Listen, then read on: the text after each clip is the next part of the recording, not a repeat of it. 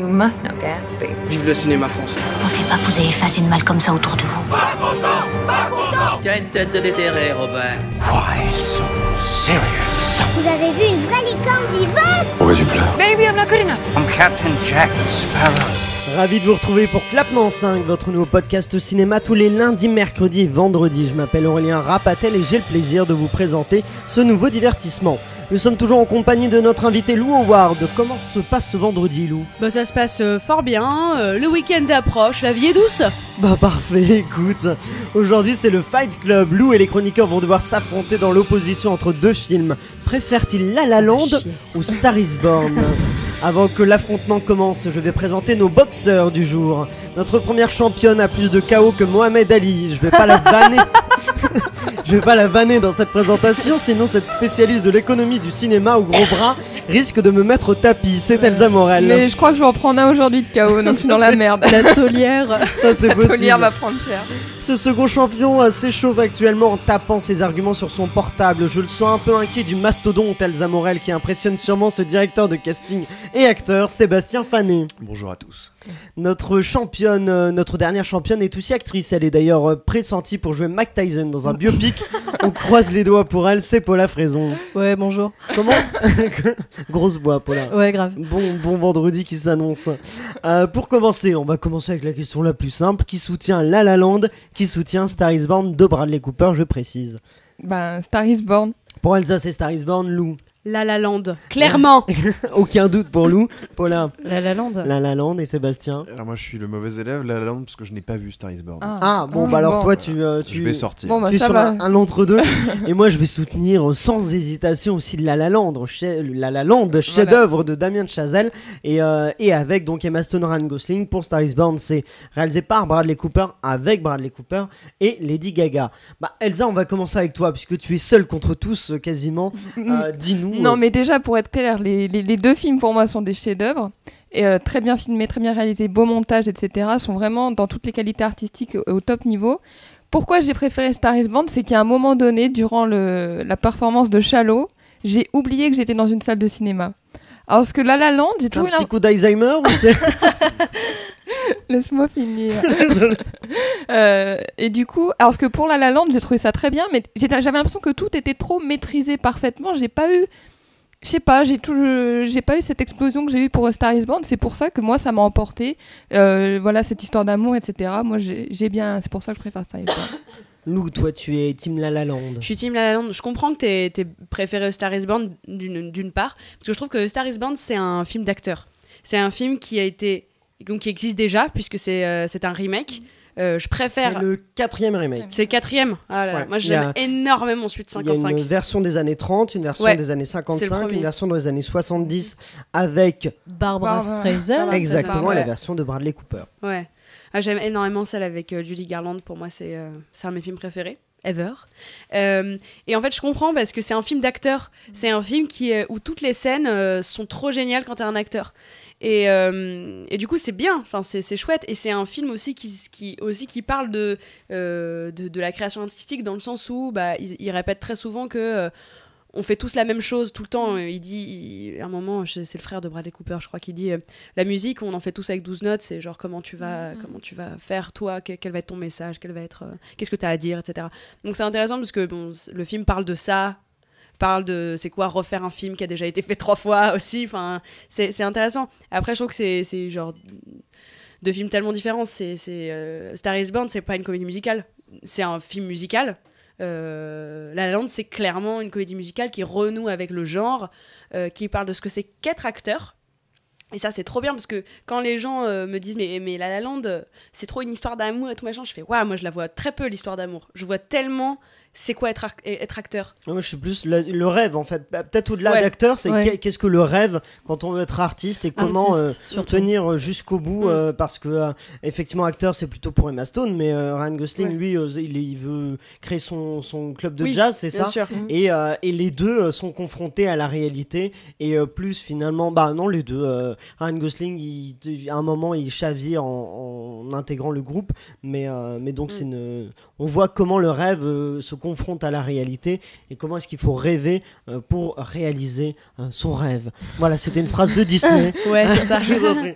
Est-ce que tu voulais rajouter quelque chose sur du coup peut-être La La Land? La La Land, j'ai adoré. Musicalement, je trouve ça excellent. Je trouve qu'il y a un vrai renouveau du genre de la comédie musicale en s'inspirant de tout ce qui a été fait avant. Enfin, c'est comme une mise à jour du patrimoine de la comédie musicale. Enfin, il y a des références à Jacques Demy, c'est tellement bon. Je trouve que musicalement, c'est très très... Enfin, encore une fois, le compositeur Justin Hurwitz, il défonce tout. Vraiment, c'est très très bien. Et puis, le jeu aussi est formidable. La mise en scène est tellement réfléchie, tellement construite, tellement...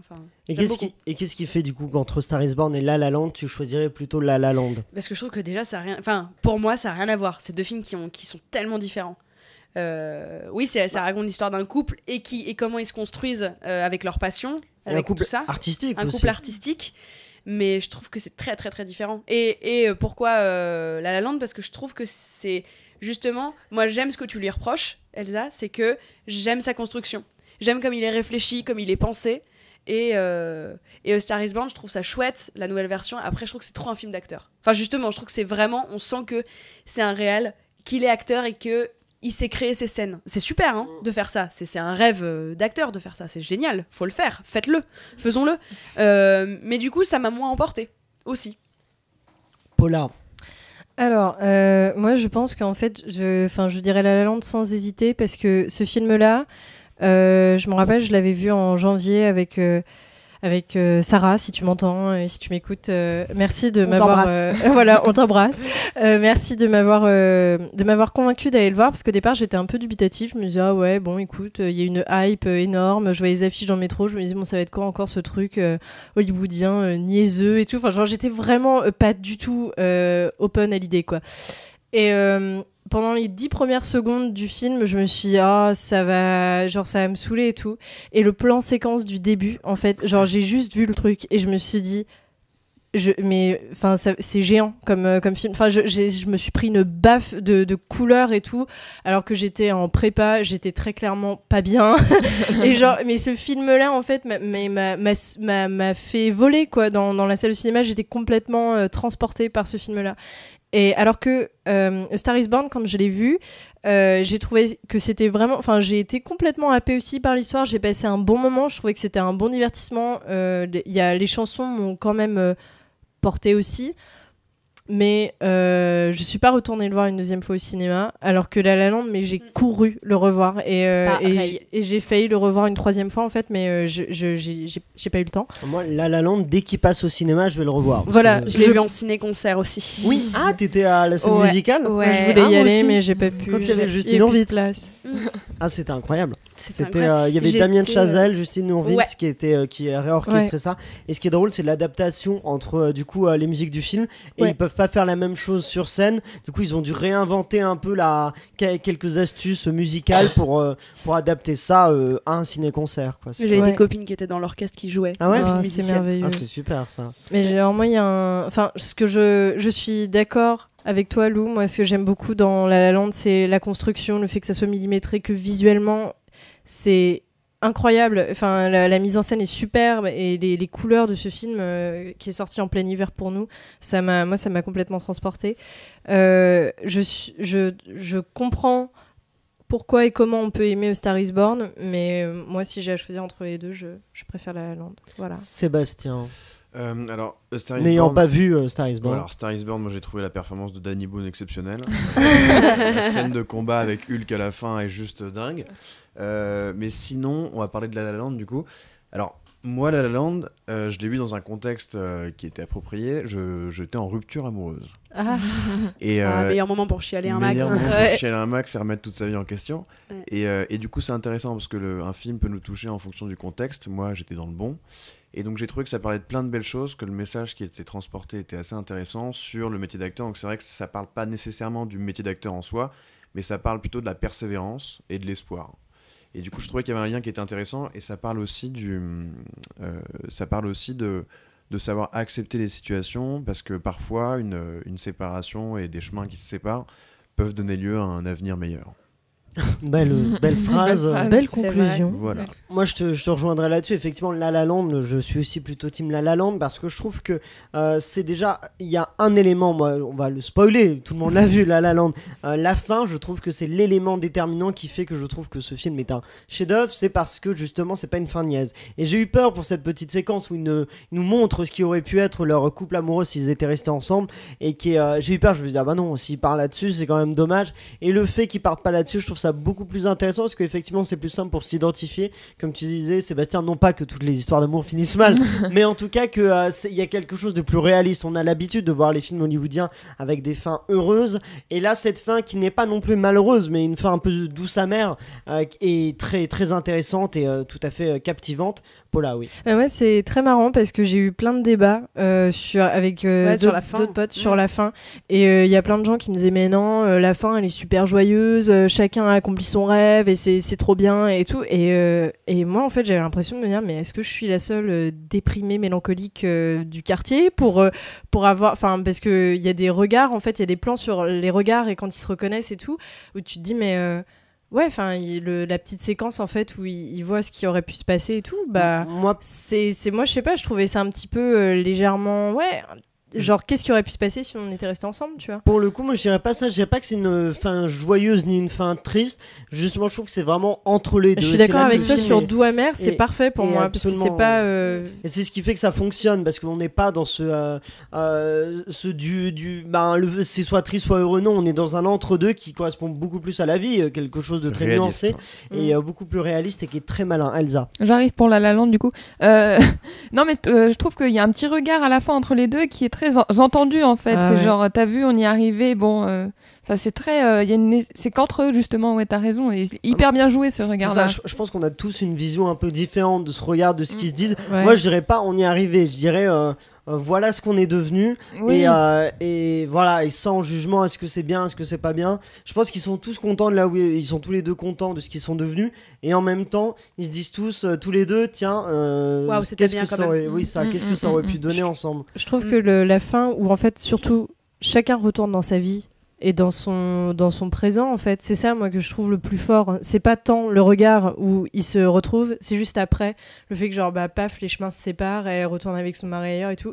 Et moi c'est là où j'ai vraiment vraiment vraiment pleuré quoi. Sébastien. Et justement ce qui est assez beau c'est que dans leur relation justement on a pu voir ce qui s'était apporté l'un et l'autre et elle lui avait donné l'idée du titre Sebs, il me semble, pour Merci d'avoir augmenté mon micro, on m'entend beaucoup mieux. Et donc, du coup, ce qui est marrant, c'est qu'à la fin, même s'ils finissent séparés et quand elle passe devant ce bar, elle voit le nom qu'elle-même lui avait donné quelques années auparavant. Et donc, du coup, voilà, il y a cette subtilité, ce truc qui est sympa, où oui, ils n'ont pas terminé ensemble, c'est pas une fin niaise, mais n'empêche qu'ils se sont apportés plein de choses positives qui leur a permis de réussir dans leur voie. Alors pour ce débat, on va un peu voir du coup un élément déterminant qu'est la carrière de ces films au cinéma. La La Land, c'est 24 prix et 21 nominations avec 6 Oscars, dont celui du meilleur réalisateur, de la meilleure actrice, meilleure photo, meilleure musique, 7 Golden Globes aussi. Au box-office en France, c'est 2 500 000 entrées. Box-office mondial, 437 millions de dollars. Note Presse France, la moyenne c'est 4,4 sur 5. Public c'est 4,3. Rentable. La La Land, c'est un peu différent. La La Land, c'est 3 prix seulement. Star is Born, oui. Star is Born. La La Land aussi. La La Land, tu peux inverser, si tu veux. Il y a plein de choses. Star is Born, c'est 3 prix pour 27 nominations. Un Oscar, celui de la meilleure chanson, et un Golden Globes aussi, meilleure chanson. Box Office France, c'est 1 700 000 entrées à peu près. Et Box Office Monde, par contre, c'est à peu près la même chose, 434 millions de dollars.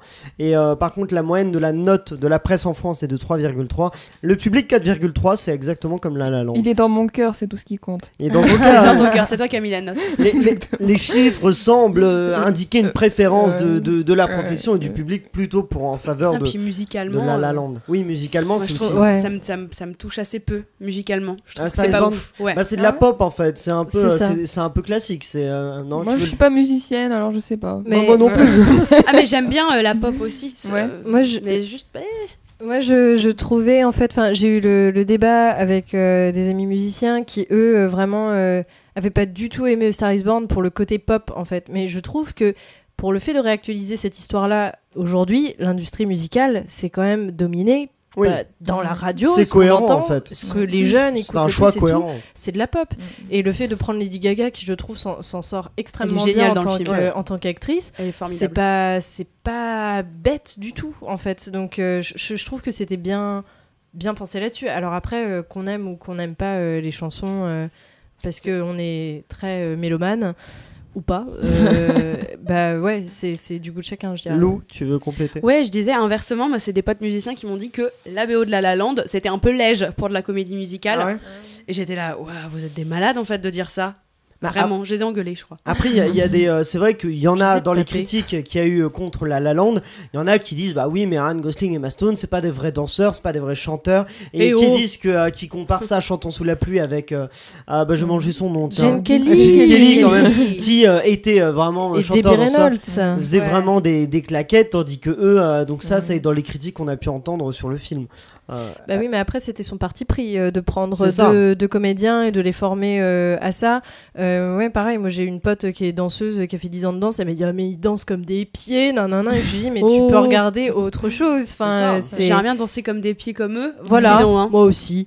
Bah, la séquence de claquettes est très bien. Elsa. Oui, moi je voulais juste dire le budget des films parce que j'étais plutôt contente que ça soit de tels beaux films pour le prod. Ouais, c'est 30 millions de dollars pour La La Land et 36 millions de dollars pour A Star Is Born, donc c'est plutôt en dessous des moyennes. Moi je pensais que La La Land avait coûté plus cher. Ah non, non, mais ça c'est une prouesse. Bon, qu'ils ont c'est fait. passé dans le salaire de Bradley Cooper.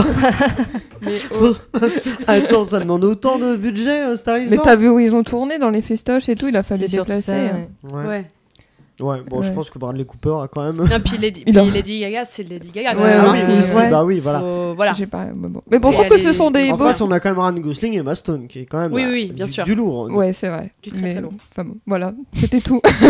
Mais Lady Gaga, je la trouve formidable dans C'est une excellente actrice. Hein. Elle est géniale. Moi, je l'ai déjà vue dans la série American Horror Story. Elle avait rejoint la saison 5 où elle avait un rôle important. C'était un de ses premiers rôles d'actrice. Et déjà, elle a quelque chose. Je pense que c'est une excellente actrice. Et on le voit particulièrement dans Star Is Born où elle est. Moi, Star Is Born, c'est vrai que je suis pour La La Land. Mais Star Is Born, pour moi, c'était effectivement un très bon film, un très bon divertissement. Et je pense qu'il y a Elsa qui est en train de se faire attaquer par un moustique. Je pense que quand même, c'est. Un moustique qui préfère La La Land, du coup. C'est ça. Elsa, c'est détracteur aujourd'hui.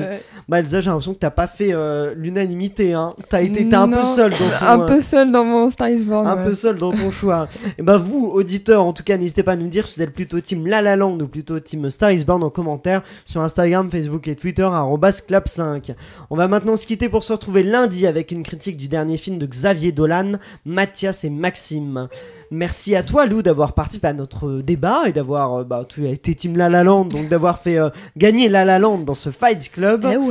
Merci à vous tous chroniqueurs, merci à Ciné7, à nos partenaires au CD Univers Ciné.